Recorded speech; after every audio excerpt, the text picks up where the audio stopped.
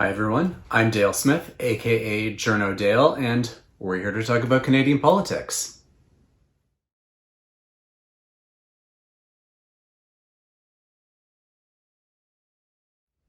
It's time to take some of your questions, and they are all coming from Twitter this week. We're going to start with Henry, who asks, having just watched the Danish show Borgen, I see that Canada and Denmark have numerous similarities. Could Canada conceivably adopt a similar coalition-style government with multiple parties managing portfolios? Theoretically, yes. That is a potential possibility for a system like ours. The question is feasibility, however. We have never really been in a position, federally at least, where there's been so close of margins where it made sense to have a cabinet where you have opposition members included.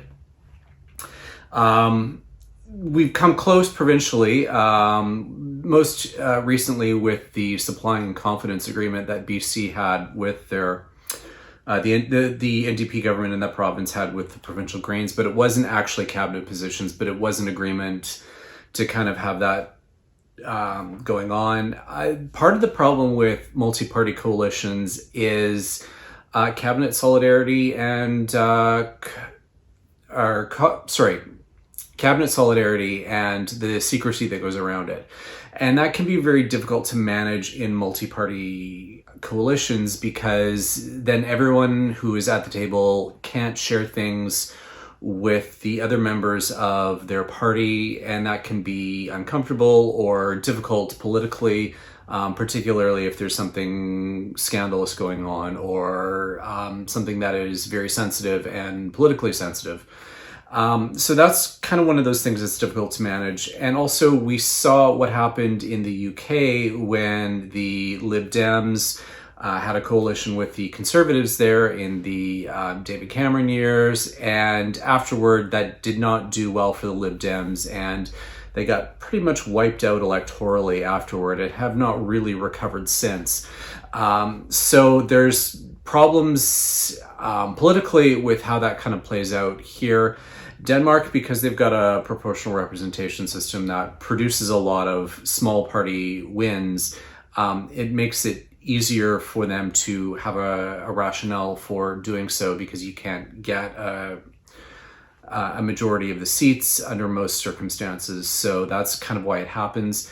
The other thing I just find with Borgen is that I find it's more of a cautionary tale for PR and these coalition governments, because most of the episodes that I saw, and I will have granted only seen the first season, but a lot of it is just her putting out fires as her coalition partners keep trying to blackmail her. So for their continued support. So that's, I think, one of those other reasons why sounds nice in theory, may not always play out in practice. Our next question is from Peter, who asks, what are the legalities of the federal government invoking a mandatory 3-time COVID vaccination for the entire population? Can they, or is it beyond their jurisdiction, and should they? Short answer is can't really. Public health orders are all provincial. And that's why we've seen the federal government do what they can in their particular jurisdictional space, meaning federal public servants and people in federally regulated industries, meaning things like banking, telecom, transport. And there's a whole thing going on about truck drivers right now, and their vaccine mandate is coming into force this upcoming week, I believe, and that's causing some particular consternation, and the Conservatives are going to bat for the anti-vaxxers among them, of course. So the federal government really doesn't have that power. It's up to provinces, and some provinces like Alberta rescinded any mandatory vaccination legislation that they had in order to prove a point. And well, we can see where that's leaving us. The only thing I could see would be a possibility is using the emergency powers in the Constitution, where Parliament could decide to enact it federally, but that's a very tough road to hoe. very difficult to try and achieve, and politically it'd be really difficult to sell. Should, the should they is kind of one of those questions where you get into issues of charter rights. So far, courts have not been too unsympathetic, or very sympathetic rather, when it comes to people complaining about vaccine mandates, but hard to say if this were to be enacted on a national scale, if the Supreme Court might have something other to say at that point. Our last question is from Andy, who asks, do you think there will be legal consequences for any of the provincial leaders for their mismanagement in the pandemic? Should there be? I'm thinking specifically of high death tolls in long-term care and repeated failures to ensure schools are safe. I'm doubtful there will be legal consequences, because it's hard enough to secure a criminal conviction in ordinary circumstances. With the notion of beyond a reasonable doubt, I think that particular bar will be extremely difficult if you try to apply it to party or provincial leaders or cabinet ministers over the course of the pandemic. I think there will be difficult to say that they were acting with any particular criminal intent. I'm not sure, criminal negligence, what the bar is for that, but I think it would be extremely difficult. I think the largest consequences are likely going to be political, and that will mean a lot of people, if things play out in the next election, that there will be, particular mass organization against the incumbent governments for not doing their jobs terribly spectacularly, which could mobilize for other parties to replace them.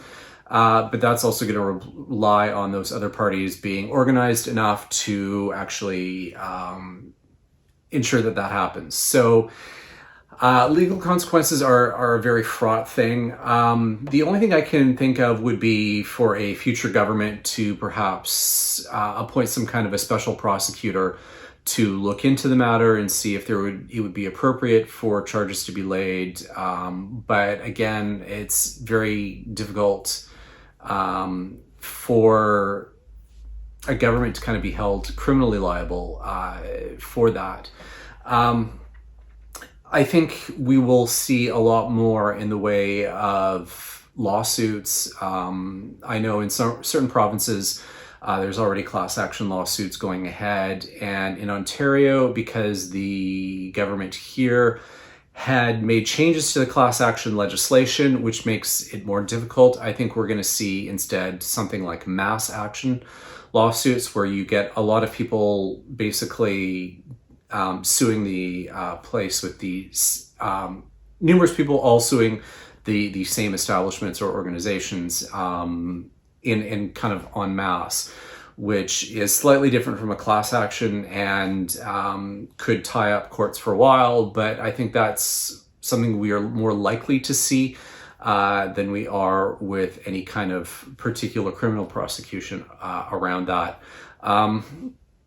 And it's possible that there may be future class actions against the government or members thereof for their actions, but hard to say at this point. I think it's harder to do that when they're in office, but once they're out, that could be a different story altogether. So I would say stay tuned, but also if you are keen to replace these governments, start organizing, because that's the best way to do it.